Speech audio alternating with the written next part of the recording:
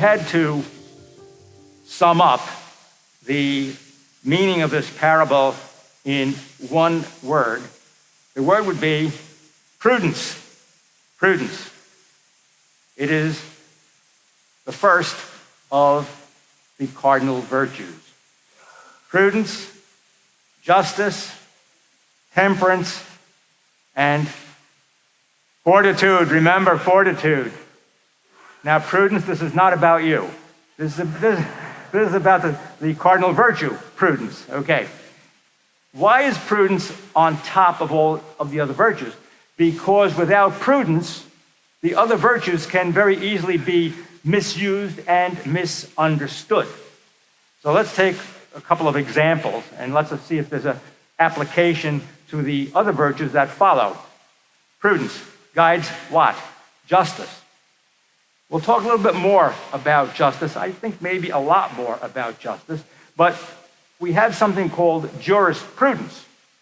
And it means that you know the law, but also how you apply the law. So sometimes you might have a law on the books, but maybe in certain cases you cannot apply that law exactly, or there were mitigating circumstances to what the law forbade.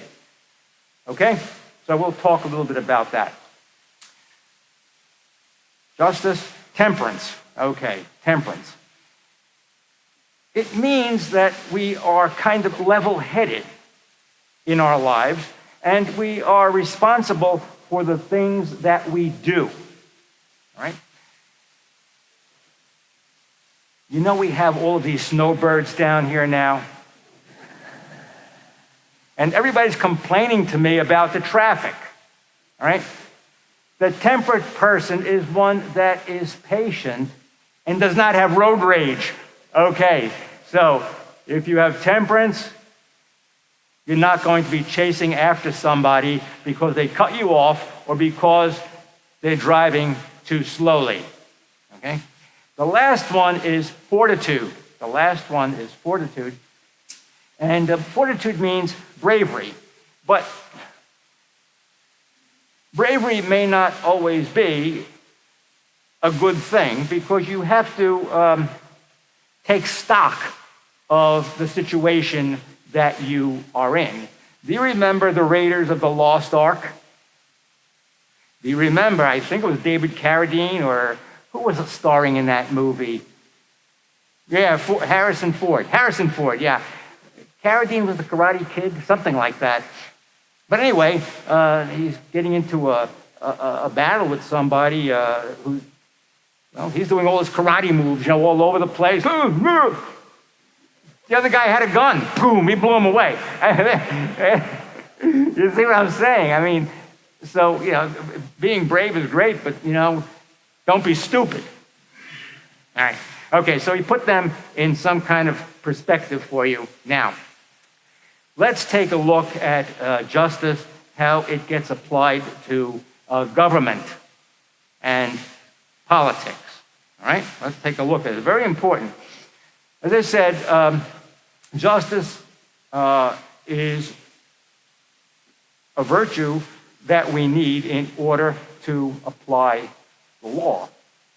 But the reason why we don't just have AI pumping out sentences on people is because we need the human element, and that comes through prudence, right?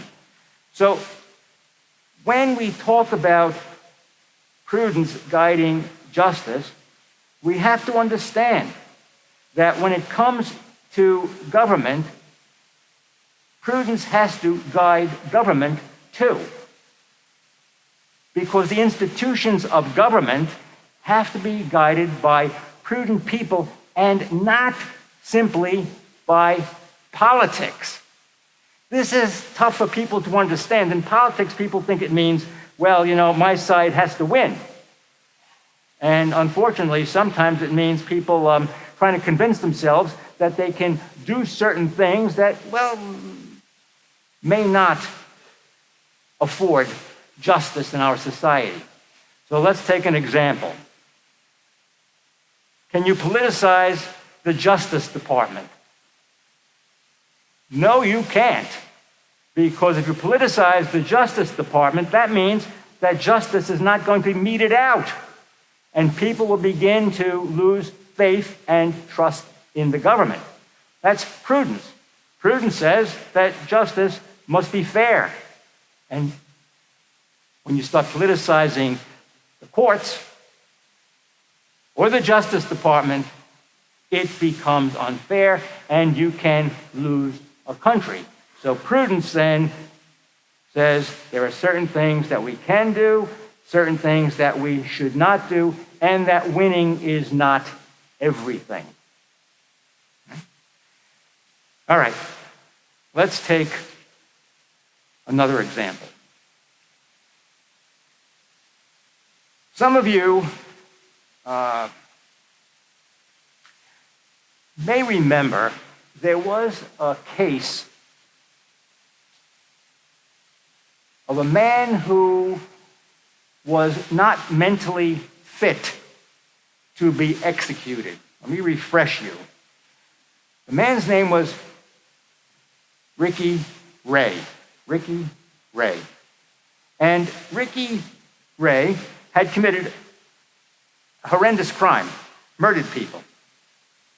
After he committed his crime, he shot himself in the head. But he didn't die. What happened was he survived, but not really mentally fit. And it was during the time when Bill Clinton was running for president. And Clinton wanted to show that he was tough on crime.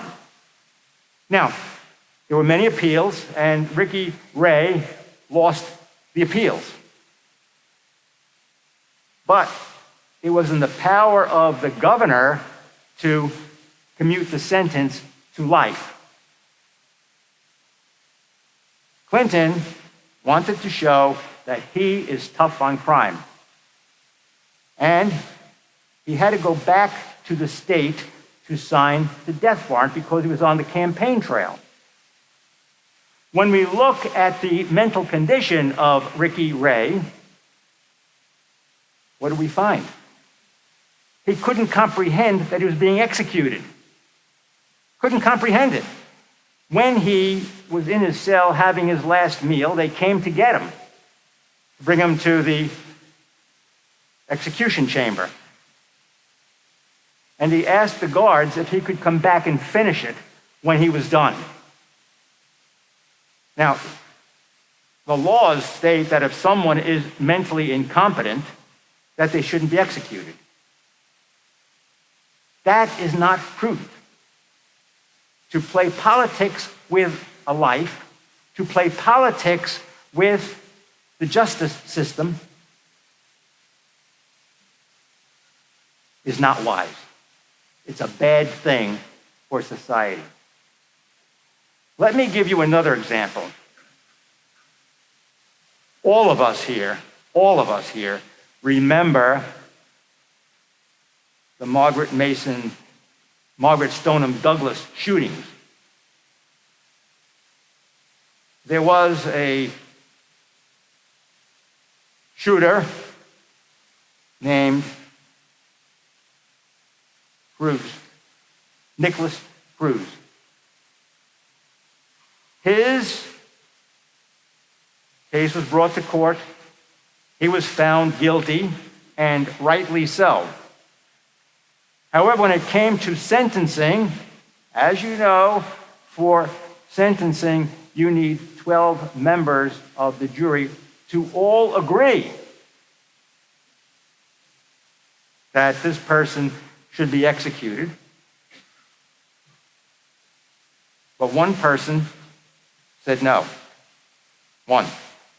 And therefore, he was given life in prison. Now, what did that generate?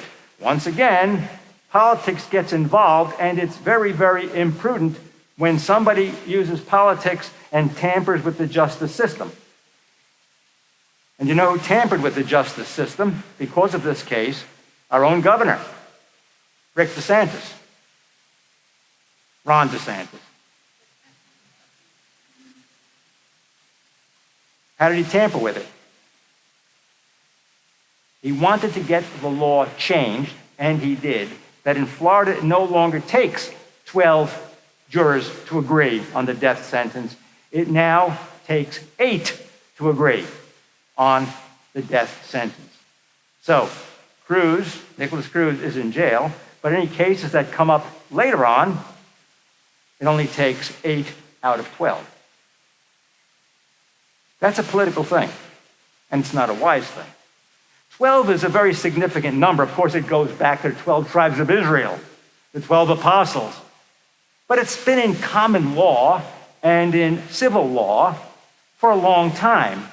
And it's there for a reason. It's to make sure that justice is carried out and that there is no mistake or that there is no extenuating circumstances that are going to mitigate the seriousness of the crime and the punishment being dealt out. Prudence reigns over all of the virtues. Prudence has to reign over our justice system in this country. It has to reign over our courts. If we do not have prudence, and if our politicians are not prudent men and women, and apply prudence to the law and to the institutions of our country, we will lose our country. We'll lose ourselves. We'll lose the wonderful gift of America that God has given to us. And that's why on this Veterans Day, we talk about prudence and justice. Because remember all of those great men and women who sacrificed themselves. Some shed their blood unto death. Some have been maimed physically and mentally. Many hurt spiritually. So let us pray for the men and women who guide our country. Pray for prudence. They have our fate in their hands. God love you.